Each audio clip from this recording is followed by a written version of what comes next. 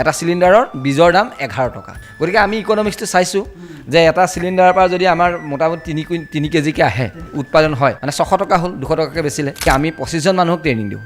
গতিকে এটা গ্ৰুপত এজনক আমি ট্ৰেইনিং দিবলৈ নাযাওঁ গতিকে এনেকুৱা নহয় যে এইটো অকল আমি কামৰূপৰ কাৰণেই কৰিছোঁ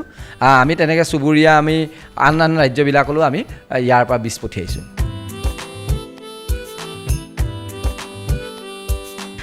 নমস্কাৰ দৰ্শক মই পংকজ খনকৰ আপোনালোকে চাই আছে অংকুৰিত অসম দৰ্শকসকল আজি আমি উপস্থিত আছোঁ এই কামৰূপ জিলাৰ কৃষি বিজ্ঞান কেন্দ্ৰত আৰু আমাৰ সৈতে উপস্থিত আছে কৃষি বিজ্ঞান কেন্দ্ৰটোৰ মুৰব্বী সোণমইনা ভূঞা ছাৰ নমস্কাৰ দৰ্শকসকল আজি আমি জনাবলৈ চেষ্টা কৰিম কাঠফুলাৰ খেতি কেনেকৈ কৰা হয় বা কাঠফুলা খেতি আমাৰ কৃষকসকলে কেনেকৈ কৰিব আৰু এই বিষয়ে জানিবলৈ আজি আমি উপস্থিত আছোঁ আমাৰ সৈতে আছে সোণমইনা ভূঞা ছাৰ মাছৰুম স্পন প্ৰডাকশ্যন কেন্দ্ৰটো আমাৰ কামৰূপ কৃষি বিজ্ঞান কেন্দ্ৰত যোৱা 5 বছৰমান ধৰি ইয়াত চলি আছে আৰু এইটো আমাৰ কৃষকসকলৰ সহায় হোৱাকৈ যে মাছৰুম উৎপাদনৰ কাৰণে আমাৰ যিখিনি স্পনৰ প্ৰডাকশ্যন প্ৰয়োজন হয় সেই স্পনখিনি প্ৰডাকশ্যনৰ কাৰণে আমি কৰিছোঁ আচলতে আমি প্ৰশিক্ষণ দিওঁ বিজ্ঞানসন্মত প্ৰশিক্ষণ দিওঁ কিন্তু প্ৰশিক্ষণ দিয়াৰ পিছতে আমাৰ কথা হ'ল যে আমাৰ কৃষকসকলৰ প্ৰথম প্ৰশ্ন আহে যে আমি ক'ত পাম এই বীজ ক'ত পাম বা এই বীজটো কেনেধৰণৰ হ'ব হাতে কামে লগাবৰ কাৰণে কথা আছে কেনেধৰণে কৰিব পাৰি তো আমি এটা কথা চাইছোঁ যে কামৰূপ কৃষি বিজ্ঞান কেন্দ্ৰৰ তৰফৰ পৰা আমি জানো যে মাছৰুম খেতিটো যদি এটা এণ্টাৰপ্ৰিনিয়ৰ হিচাপে ৰাখিবলৈ হয় মানে আমাৰ উদ্যমিতাৰ হিচাপে যদি এটা বস্তু হিচাপে ভাবিবলৈ হয় সেই কৃষিটোত কিন্তু আমি চাব লাগিব যে গোটেই বছৰ জোৰা ধৰণে আমাৰ হ'ব লাগিব এতিয়া আমাৰ কি হয় প্ৰায় সকল কৃষকে যিসকলে আমাৰ মাছৰুম কৰে অসমত আমি দেখোঁ যে তেওঁলোকে অক্টোবৰ মাহৰ পৰা মাৰ্চ বা এপ্ৰিল মাহলৈকেহে কৰে গতিকে এপ্ৰিলত যেতিয়া উষ্ণতা বাঢ়ি আহে বাঢ়ি অহাৰ লগে লগে তেওঁলোকে মাছৰুম খেতিটোৰ পৰা আঁতৰি যায় কাৰণ গৰমত ৰাখিব নোৱাৰে জাত নাপায় গতিকে সেইকাৰণে আমাৰ এই কৃষি বিজ্ঞান কেন্দ্ৰটোৱে আমাৰ কি কৰা হৈছে যে এই বীজৰ ক্ষেত্ৰত উৎপাদন কৰা হৈছে আৰু ইয়াত বিভিন্ন ধৰণৰ জাতৰ কৰা হৈছে ধৰি ঠাণ্ডা দিনৰ কাৰণে যিটো অয়েষ্টাৰ মাছৰুম সাধাৰণতে আমাৰ যিটো মাছৰুম বুলি ক'লে আমাৰ মনত আহে সেইটো আপোনালোকে যদি চাই এই ফটোখন দেখিছে এইখন আমাৰ অয়েষ্টাৰ মাছৰুম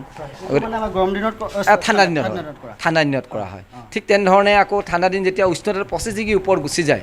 তেতিয়া আমি মিল্কী মাছৰুমলৈ গুচি যাওঁ তো মিল্কী মাছৰুমত মিল্কী হোৱাইট মাছৰুম বুলি ক'লে এইটো ধৰি লওক এইটো গৰম দিনত 25 ডিগ্ৰী উষ্ণতাৰ বাহিৰত গতিকে আমি মিল্কী মাছৰুম কৰিলোঁ গতিকে মিল্কী মাছৰুমৰ লগতে আকৌ অয়েষ্টাৰ মাছৰুমটো মানে মিল্কী মাছৰুমৰ সময়ত কেতিয়াবা আমি পিংক মাছৰুমটো কৰোঁ পিংক অয়েষ্টাৰ মাছৰুম যিটো আছে সেইটো আছে তাৰপাছত আহিলে আমাৰ ঠাণ্ডা দিনৰ কাৰণে আকৌ আমাৰ আৰু এটা মাছৰুম আছে যিটো বাটন মাছৰুম বুলি কয় সেইটোৰ কাৰণে অৱশ্যে পদ্ধতিটো বেলেগ হয় গতিকে আমি বাটন মাছৰুমৰ ইয়াত বিশেষকৈ স্পন প্ৰডাকশ্যন আমি কৰা নাই এতিয়া বৰ্তমান সময়ত আমি অয়েষ্টাৰ মাছৰুম হয় বা মিল্কী মাছৰুম এই দুইটা বস্তুৰে মানে আমি প্ৰডাকশ্যন কৰি আছোঁ গতিকে এইটো এটা আমাৰ কেন্দ্ৰ এই প্ৰডাকশ্যন কেন্দ্ৰটো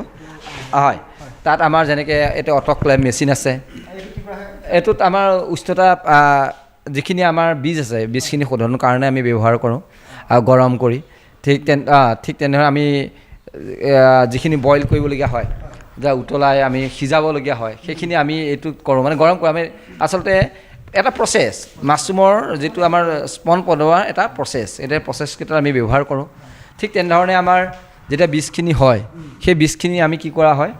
এটা নিৰ্দিষ্ট উষ্ণতাত আমি ৰাখিব লাগে তাৰ গ্ৰ'থৰ কাৰণে গতিকে সেই স্পনবিলাক বনাওঁতে আমি কৰোঁ যদি আপোনালোকক মই এটা স্পন দেখুৱাই দিছোঁ বাৰু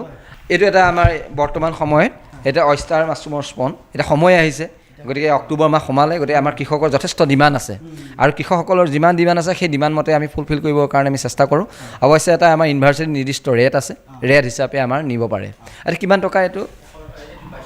এটা ইয়াত 200 গ্ৰাম আছে এইটো দুটা চিলিণ্ডাৰৰ কাৰণে ব্যৱহাৰ হ'ব আৰু 22 টকা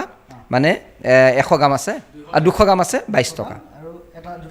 দুটা চিলিণ্ডাৰ মানে এটা চিলিণ্ডাৰত 100 গ্ৰামকৈ লাগে 100 গ্ৰামত মানে 11 টকাকৈ যায় এটা চিলিণ্ডাৰৰ বীজৰ দাম 11 টকা গতিকে আমি ইকনমিক্সটো চাইছোঁ যে এটা চিলিণ্ডাৰৰ পৰা যদি আমাৰ মোটামুটি 3 কেজিকৈ আহে উৎপাদন হয় মানে 600 টকা হ'ল 200 টকাকৈ বেচিলে যে 200 টকাত যদি আমাৰ 600 টকা উৎপাদন হ'ল তেতিয়াহ'লে আমাৰ দেখা যায় প্ৰায় খৰচ যদি চোৱা যায় প্ৰায় 60 টকামান খৰচ হ'বগৈ উৎপাদন হ'ব পাৰে গতিকে এতিয়া কৃষকজনৰ কথা যে তেওঁ কিমান এলেকা আছে কিমান এৰিয়া কৰিছে আৰু এটা কথা মনত ৰাখিব লাগিব যে অকল ঠাণ্ডা দিনতে কৰিলে হ'ব মই প্ৰতিজন কৃষক একদম আৰু কৃষকজনক মই প্ৰায়ে ক'ম যে আমি কৃষকসকলক পাই থাকোঁ যে তেওঁলোকে উৎপাদন কৰি একেলগতে বহুত কৰি দিয়ে সেইটো হ'ব নালাগিব মই আমাৰ কথা হৈছে 12 মাহে যিসকল মাছৰুম খায় যিসকলে মাছৰুম খায় তেওঁলোকে 12 মাহে খাবলৈ ইচ্ছা কৰে, পাৰিব লাগিব। আৰু সেইটো কৰিবৰ কাৰণে আমাৰ হাতত যিহেতু বিভিন্ন জাত আছে, গতিকে মই অনুৰোধ কৰিম যে কামৰূপৰ ওচৰৰ পাজৰ যিখিনি জিলা আছে তাৰ কৃষকসকলে যদি আছে তেওঁলোকে ইচ্ছা কৰিলে আমাৰ ইয়াৰ পৰা বীজখিনি লৈ যাব পাৰিব। বীজখিনি লোৱাৰ উপৰিও আপোনালোকে সম্ভৱ তেওঁলোকক গাইড দিব? নিশ্চয় নিশ্চয়, আমাৰ ইয়াততো হাতে কামে আমি প্ৰশিক্ষণ দিওঁৱেই। তাৰ উপৰিও যদি কোনোবা যদি সেই প্ৰশিক্ষণ অংশ ল'ব নোৱাৰেও, তেতিয়া তথাপি তেওঁলোক আহিলে আমাৰ ইয়াত যিসকল টেকনিচিয়ান আছে তেওঁলোকে হাতে কামে দেখুৱাই দিয়ে যে আমাৰ কেতিয়াবা আমাৰ বিজ্ঞানীজনে সেইদিনাখন ট্ৰেইনিং নিদিবও পাৰে, গতিকে সম্ভৱ নহ'বও পাৰে, কিন্তু আমাৰ যিহেতু কেন্দ্ৰটো এতিয়া আমাৰ চলি আছে, গতিকে ইয়াত আহি হাতে কামে চাই যাব পাৰে। প্ৰশিক্ষণ আয়োজন কৰে, যেতিয়া আয়োজন কৰে তেতিয়া প্ৰশিক্ষণৰ অংশ ল'বলৈ হ'লে কৃষকজনে কেনেকৈ ধৰণে আপোনালোকক যোগাযোগ কৰিব? কৃষকসকলে আমাৰ ইয়াত আহি যদি তেওঁলোকে খবৰ কৰে তেতিয়া প্ৰত্যক্ষভাৱে আমাৰ ইয়াত ক'লেই হ'ল যে কেতিয়াবা আমাৰ এখন দৰখাস্ত দিব পাৰে, নিদিলেও কথা নাই। আমাৰ কৃষকসকল যিহেতু এইটো অনুষ্ঠান কৃষি বিজ্ঞান কেন্দ্ৰ কামৰূপ জিলাৰ কাৰণে এইটো আছে, প্ৰতিখন জিলাতে কৃষি বিজ্ঞান কেন্দ্ৰবিলাক আছে, আপুনি নিশ্চয় জানে। গতিকে ইয়াৰ কৃষকসকলে আহিলে প্ৰত্যক্ষভাৱে আমাৰ ইয়াত যোগাযোগ কৰি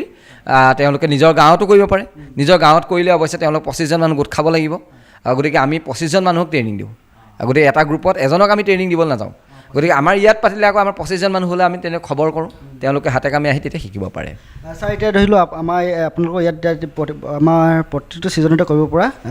মানে মাছৰুমৰ জাত আছে। এতিয়া সম্ভৱ এতিয়া ধেমাজিৰ মানুহজনৰ কৃষি বিজ্ঞানৰ সেইটো বস্তু নাথাকিব পাৰে, তেওঁলোকে আপোনালোকৰ যোগাযোগ কৰি পুলি ৰুব মানে ইয়াৰ যিটো স্পনটো ল'ব পাৰিব? নিশ্চয় নিশ্চয়, এইটোৱে আমাৰ হৈয়ে থাকে। আমি অসম বুলিয়েই নহয়, আমি যোৱা বছৰ বিভিন্ন ৰাজ্যলৈকো অসমৰ চুবুৰীয়া ৰাজ্যবিলাকত ধৰি অৰুণাচল, মেঘালয়লৈও আমি পঠিয়াইছোঁ আৰু নাগালেণ্ডলৈও পঠিয়াইছোঁ। গতিকে যিটো যিমান আছে আমি সেইমতে পঠিয়াই থাকোঁ। গতিকে এনেকুৱা নহয় যে এইটো অকল আমি কামৰূপৰ কাৰণেই কৰিছোঁ, আমি তেনেকৈ চুবুৰীয়া আমি আন ৰাজ্যবিলাকলৈও আমি ইয়াৰ পৰা বীজ পঠিয়াইছোঁ। মানে আগ্ৰহীসকলে কামৰূপ কৃষি বিজ্ঞান কেন্দ্ৰৰ লগত যোগাযোগ কৰিলে নিশ্চয় নিশ্চয় পাব। আমাৰ ৱেবছাইট আছে, ৱেবছাইটতো তেওঁলোকে কেতিয়াবা ডিমাণ্ড দিব পাৰে। গতিকে আমাৰ কৃষি বিজ্ঞান কেন্দ্ৰ কামৰূপৰ ৱেবছাইটতো চাব পাৰিব। ধন্যবাদ ছাৰ। ধন্যবাদ।